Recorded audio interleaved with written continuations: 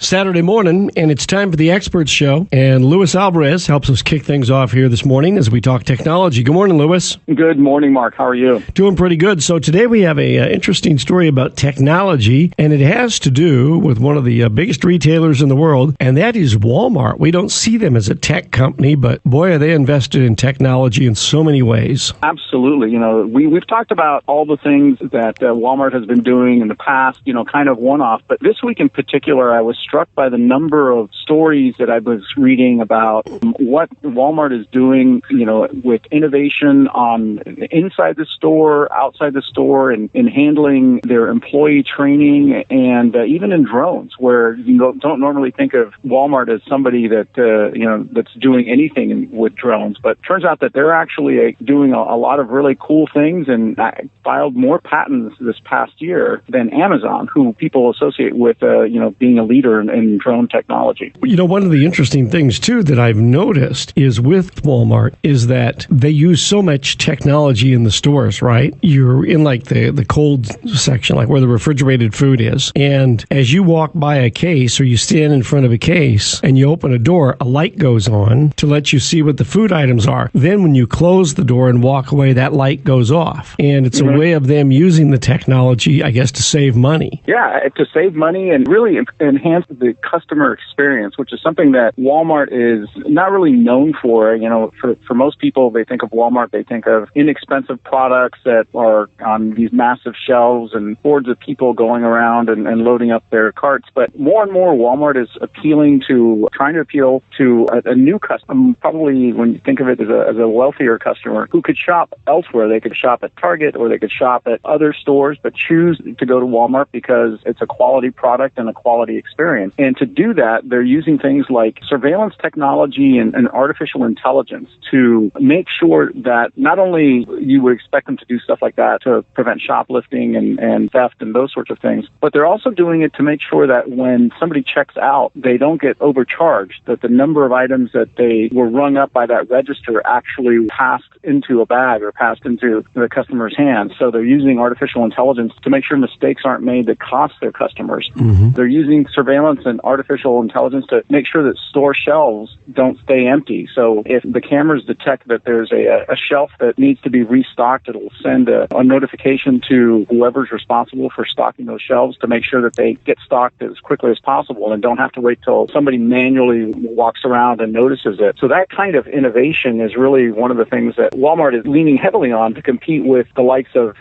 Amazon and the other online players, because they recognize that they're at a disadvantage when it comes to the convenience factor. Mm-hmm. Somebody can go online and order something and have it there a day or two later. Well, now you can do the same thing at Walmart, but Walmart also offers the traditional brick and mortar. So if you can't wait 24 or 48 hours to get what you need, you can just drive on over and pick it up. Luis, what are they doing when you leave the store and the person at the door has that scanner and they want to see your receipt and flash it with it? What they want to make sure of is that the receipt is a real current receipt, that it's not something that somebody created in their home computer to try to fool the store checkout person to say, oh yeah, no, I bought all these things. Oh, and they have like a fake receipt, or they could have an old receipt with them. Yeah, and so it's just a way to make sure that there isn't something nefarious going on, and to make sure that the customer has all the things that they paid for, and that there's not something missing, or they got charged for something that isn't there. But they're trying, as part of this whole process, to use technology to reduce the amount of spoilage, as we like to say, the things that disappear via five-finger discount, right? So that they can keep costs low, because every time somebody steals something, when you add that up, it means real money, which passes on the cost to the other consumers that are playing by the rules. So by reducing that kind of spoilage, they can keep prices lower, which is one of their primary objectives. Mm-hmm. And they're also using AI cameras to detect stealing. Yeah, oh, absolutely. I mean, one of the things that they're using is AI to detect suspicious activity. So if somebody goes into the store and stops at a shelf, for example, or one of the sections, and then maybe meanders someplace else, but comes back to that section later, and then goes someplace else and comes back a third or fourth time,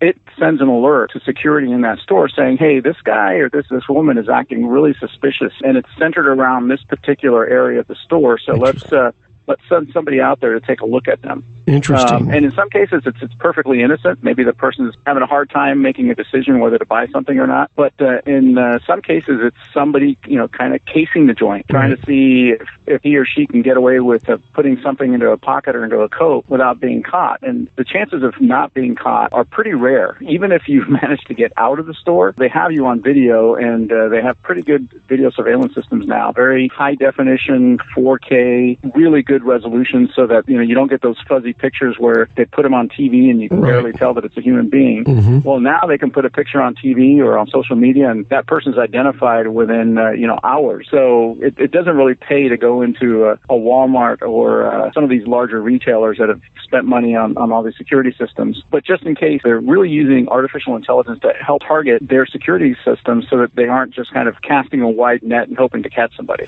Right. One of the things I noticed too is, as a way of preventing stealing, shoplifting in the store, I've noticed that in the Walmart stores around here, more and more small items are going under lock and key in display cases. And these can be some of the most mundane items, like aftershave, and then like cheap aftershave or even pre-shave, the stuff that you would put on your face before you shave, and hair coloring and things like that are maybe $6, $7 items. And those items are actually under lock and key now. And I understand why they're doing it, because like you say, people are taking the 5-finger discount, putting the stuff in their pockets and walking out. And then at the same time, though, it has to cost a certain amount of money to, you have a bell system there. So like you press a buzzer because you want to buy one of these items, and then a staffer comes over with the key and opens up the case and stands there while you take out what you want. So that's not a fun way to shop. Artificial intelligence comes in real handy, because you can feed all the raw data into these systems, and it's going to come back and basically do the return on investment for you and say, look, this particular item, yes, it's not a very expensive item, but it's a very highly sought after item by thieves, and it's high spoilage, so we need to protect it, and it's worth the extra couple of cents, whatever that turns out to be, to have somebody come over and unlock it and give it to somebody. So they test all those algorithms to make sure the juice is worth the squeeze, because at the end of the day, it's all about minimizing cost and enhancing revenue. Sure. You do have to really give Walmart credit for, they must have pretty good network security, because we have yet to hear about a breach of data at Walmart where customers' debit card and credit card information was stolen. We heard about what happened at Target and other stores. Walmart hasn't been hit yet. Now, they have to be a target. There's obviously people trying to get through their defenses, but they must have done a pretty good job so far. One of the things, having followed Walmart for nearly 20 years, I can tell you is that they do not skimp when it comes to technology and innovation, because they got it early on that being innovative and investing in technology and investing in security and those sorts of things would pay them bigger dividends than not doing it. And some of the bigger players, when you hear the story of how Target became a victim, or you hear stories about how other large retailers have been victimized, at the end of the day, it's somebody deciding not to spend a certain amount of money for whatever reason. Maybe it wasn't in the budget, maybe it was just something that they thought they could ignore for the time being. And Walmart doesn't do that. Walmart has built a very sophisticated supply chain that's really a marvel when you think about it. Just like Amazon Web Services, AWS, has become a platform that went from being used internally to being sold. Walmart also allows its supply chain logistics system to be used by third parties, charges a fee for it, but it helps those third parties be more efficient with the way that they move products and services around as well. And I guess the other thing too is, they have the revenue to do this, because when I think of some of their competitors, the people that they've supplanted, like Sears and Kmart, I don't know that they have the dollars to spend on that type of prevention. They certainly don't have the money to spend to fix up their stores and put the technology in the stores. And as things move along, a lot of these retailers are really, really falling behind in the race. And you wonder, how much longer can some of these other retailers hold out that can't afford the technology, that can't afford the investment into what the Walmarts of the world are doing? Yeah, that's a really good point. And that's really one of the things that Amazon and the other online retailers out there have jumped on, is the fact that they have been